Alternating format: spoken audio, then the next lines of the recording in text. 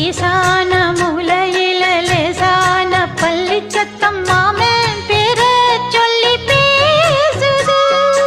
ஆறாத சோகந்தன்ன தீராம சேர்த்து வச்சு ஊரும் சேர்ந்து என்ன ஏசுது.